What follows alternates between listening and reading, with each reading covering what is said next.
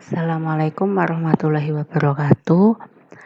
Hari ini kita akan membahas melanjutkan dari yang kemarin, yaitu materinya himpunan dari bilangan-bilangan.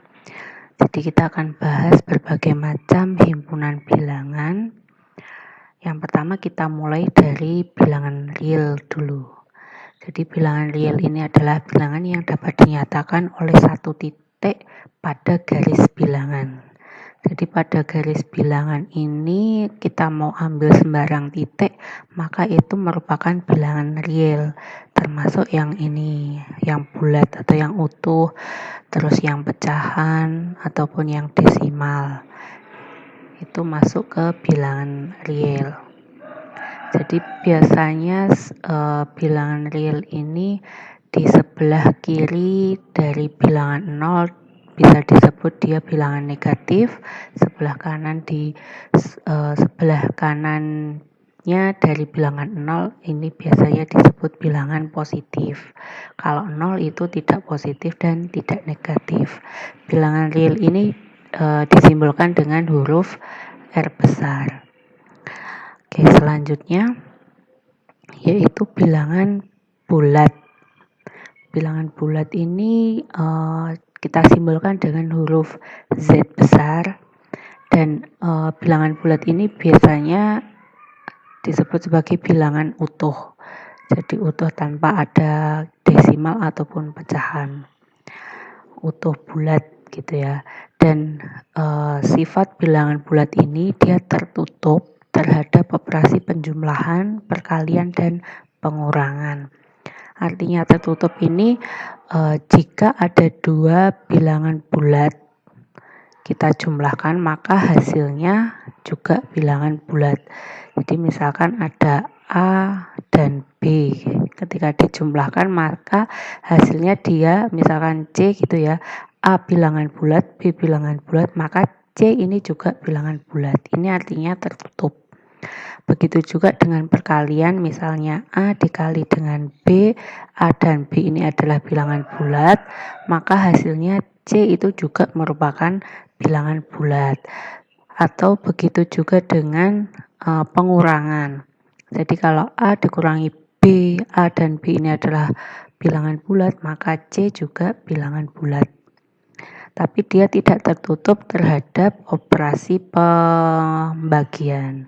Jadi A dibagi dengan B sama dengan C, misalkan A dan B bilangan bulat, maka C itu belum tentu dia bilangan bulat. Maka operasi pembagian dia tidak tertutup. Gitu ya. Selanjutnya operasi bilangan rasional. Selanjutnya bilangan rasional. Jadi bilangan rasional ini adalah bilangan real yang dapat dinyatakan sebagai perbandingan dari dua bilangan bulat. Jadi definisinya kita simbolkan dengan X besar ya. Jadi definisinya X adalah himpunan dari X, di mana X sama dengan P per X, di mana P anggota bilangan bulat, X juga anggota bilangan bulat. Jadi semua bilangan yang bisa dinyatakan dengan bentuk P per X, di mana P dan X-nya adalah bilangan bulat, maka bilangan tersebut adalah bilangan rasional.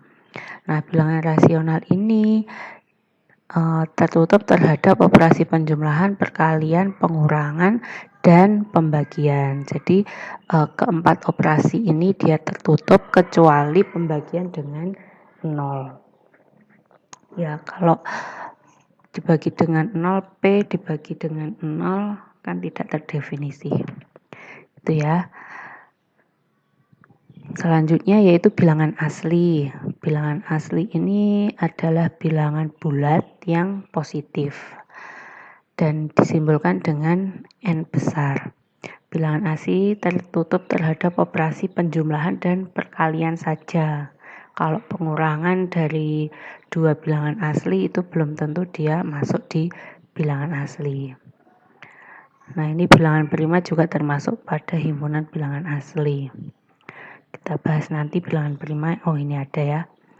Nah, selanjutnya bilangan irasional. Irasional ini bilangan real yang tidak rasional, artinya dia komplemennya dari bilangan rasional. Jadi kita simbolkan Chi aksen, artinya dia Chi tadi kan simbol dari bilangan rasional. Nah, bilangan irasional ini adalah Chi aksen, komplement dari Chi. Nah, contohnya ini bilangan irasional itu akar 3, akar 2, pi, pokoknya semua bilangan yang tidak bisa dinyatakan dalam bentuk P per Chi, maka dia masuk bilangan irasional. Nah, pi ini berapa sih? Pi itu bukan, asal dari pi itu bukan 22/7, tapi dia 3,14 sekian ya. Jadi awal mula, kalau belum tahu ya, awal mula menemukan bilangan pi itu kita mengambil dari percobaan, kita mengambil seutas tali yang kita kelilingkan terhadap lingkaran yang jari-jarinya 1. Jadi seutas tali kita kelilingkan terhadap lingkaran dengan jari-jari 1, maka ketemu panjang talinya itu ternyata 3,14 sekian. Jadi asalnya pi adalah ini, bukan 22/7. Jadi 22/7 itu hanya hampiran dari angka ini. Gitu ya, makanya pi ini sebetulnya tidak sama dengan ini, tapi bukan tidak sama ya, dia asalnya yang ini. Jadi maka pi bisa dimasukkan terhadap bilangan irasional. Itu ya. Selanjutnya bilangan prima. Bilangan prima ini adalah bilangan asli P, kita simbolnya P besar ya, saya lupa. Ini biasanya P besar gitu. Bilangan prima adalah bilangan asli P, tidak termasuk 1 yang hanya dapat dibagi dengan 1 dan P itu sendiri. Kita misalkan P-nya prima gitu ya. Jadi bilangan prima itu faktornya hanya 2, hanya bisa difaktorkan dengan 1 dan bilangan P itu sendiri. Saya rasa contohnya kalian sudah mengetahui ya, kita kan hanya mengulang ini, materi mengulang. Jadi contohnya apa aja sih? Prima itu selain 1 kan ya, berarti 2 yang bisa difaktorkan dengan 1 dan dirinya sendiri, yaitu 2, 3, 5, 7, terus berapa, 11 gitu ya. Nah, selanjutnya bilangan komposit. Bilangan komposit ini bilangan asli lebih dari 1, tapi bukan merupakan prima. Ya, jadi bilangan asli lebih dari 1 dan bukan bilangan prima. Biasanya dia disimbolkan dengan K gitu. Berarti contohnya apa? Contohnya 4, 6, 8, 9, 10, dan seterusnya gitu ya. Nah, ini selanjutnya diagram garis dari himpunan bilangan yang kita bahas tadi ya. Nah, ini bentuk diagram garisnya, kelihatan apa enggak? Nah, jadi tadi kan yang kita bahas mulainya dari real ya, karena real ini semesta dari teori himpunan ini. Jadi semestanya di real, maka kita mulai dari real. Ternyata real punya super himpunan, yaitu bilangan kompleks. Bilangan kompleks ini bilangan yang bisa dinyatakan dengan A plus BI, di mana A dan B itu anggota bilangan real, terus I itu adalah imajiner. Ya. Jadi bilangan kompleks itu biasanya berbentuk seperti ini. Nah, bilangan kompleks ada 2, yaitu bilangan real dan imajiner. Jadi imajiner itu bilangan yang khayalan ya, tidak nyata. Jadi biasanya dia adalah yang I atau 3i, 2i, pokoknya yang mengandung i itu adalah imajiner. Jadi imajiner itu tidak bisa dituliskan ya, hanya bisa dibayangkan saja karena dia tidak nyata. Kalau real itu bisa kita tuliskan. Real itu ya 1, 2, 3, akar 3, akar 2, 2 per 4, 1,5 itu real. Kita bisa menuliskan angka itu. Tapi kalau imajiner tidak ya, hanya khayalan aja i gitu. Dengan apa i kuadrat, nilainya kalau nggak salah i kuadrat itu sama dengan min 1 gitu ya. Nah selanjutnya bilangan real itu kita bagi dua tadi ya. Real kita simbolkan dengan R. Nah real itu ada rasional dan irasional. Yang saya bilang tadi bahwa irasional itu adalah komplement dari rasional. Lalu ada bilangan bulat Z. Rasional itu kita bagi dengan bilangan bulat dan pecahan. Pecahan itu rasional kan ya. Rasional kan bentuk Peperhi. Sebetulnya bilangan bulat kan juga masuk ke rasional. Jadi bilangan bulat misalkan bilangan bulat 1, 2, 3 dan seterusnya.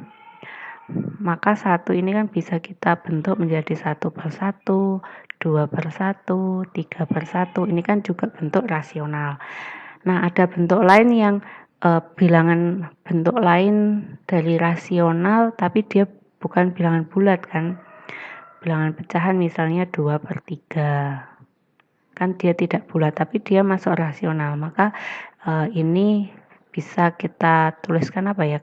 Berarti kan komplement dari rasional ya, bisa Z aksen misalnya. Lalu bilangan bulat kita bagi dua, ada bilangan cacah, ada bulat negatif. Nah bilangan cacah itu bilangan yang dimulai dari 0, 1, 2 dan seterusnya. Lalu bilangan negatif itu bilangan bulat yang selainnya cacah. Jadi mulainya dari min 1, di sini min 2 dan seterusnya gitu ya. Nah selanjutnya ada bilangan cacah dibagi bilangan asli. Kan cacah tadi mulainya 0, 1, 2, 3 dan seterusnya. Nah bilangan asli dimulai dari 1 dan bilangan 0 itu sendiri.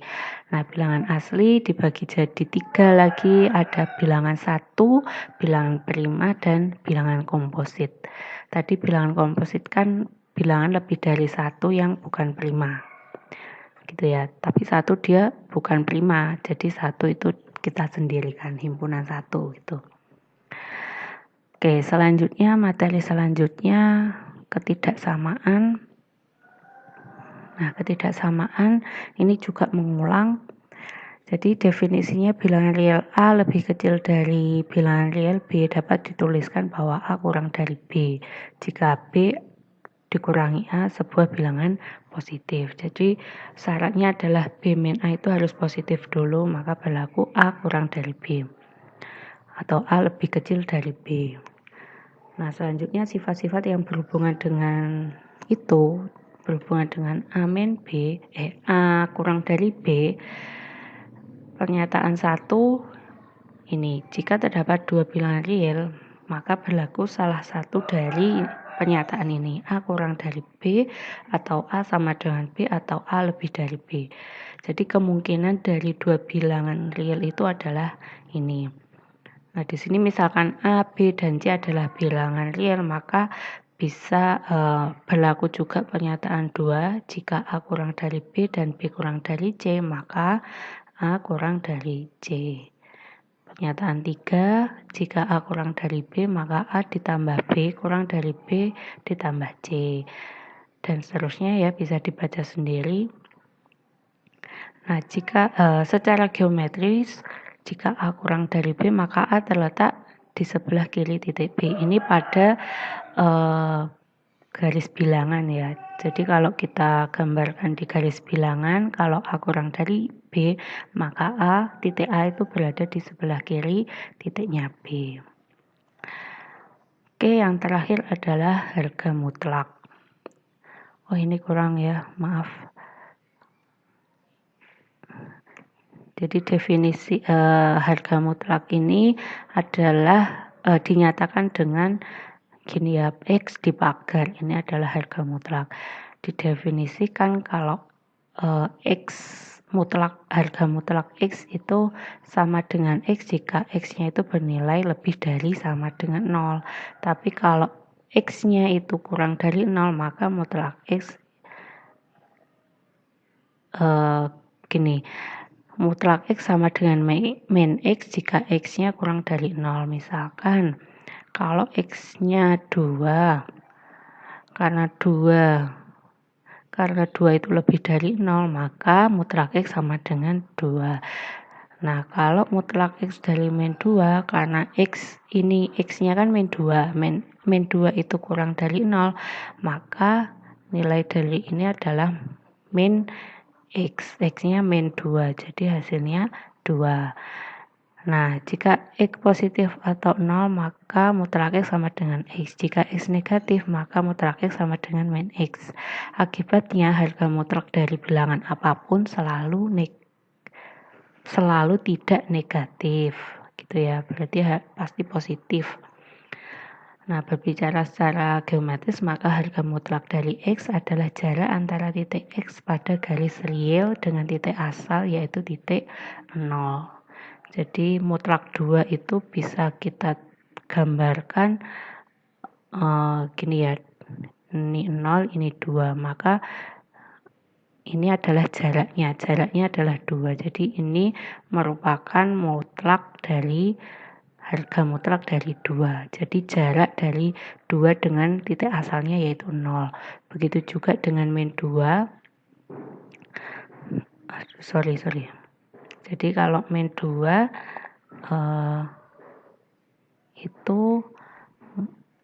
itu adalah jarak dari min 2 dengan titik asal. Nah, jaraknya berapa? Yaitu 2.